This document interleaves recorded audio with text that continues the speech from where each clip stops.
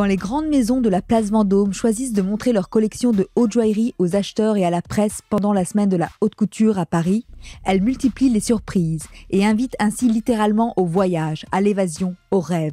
C'est ainsi que nous nous sommes retrouvés plongés en pleine Méditerranée chez Chanel. La nouvelle collection de haute joaillerie s'appelle Flying Cloud, en hommage au nom du yacht du duc de Westminster, qui était donc l'amant de Mademoiselle Chanel. Cette rencontre a été inspirante parce que ça a été pour elle l'occasion de découvrir l'esprit de la croisière. 63 pièces uniques qui mettent en avant un savoir-faire exceptionnel, poussant toujours les limites un peu plus loin, mais gardant toujours aussi près l'histoire de la maison.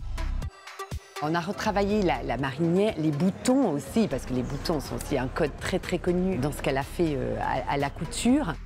C'est un challenge aussi d'arriver à traduire en joaillerie, parce qu'il y a quand même la contrainte de la matière qui n'a rien à voir. On n'est pas dans des tissus. La corde est toujours très emmaillée pour que la femme, quand elle porte le collier, elle ne le sente presque plus. Ce sont presque des bijoux seconde peau. Le thème de cette collection est presque une invitation déjà à partir en vacances. Dior Joaillerie invite Versailles dans ses salons avenue Montaigne.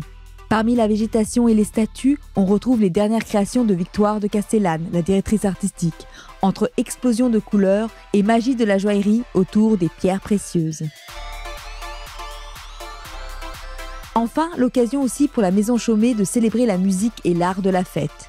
Du Metropolitan Opera de New York à un spectacle à la Scala de Milan, en passant par les valses d'hiver de Vienne, les pièces incroyables se succèdent. Tel ce collier transformable fait de rubis, de grenats, de perles et de diamants, évoquant par son drapé le fameux rideau rouge.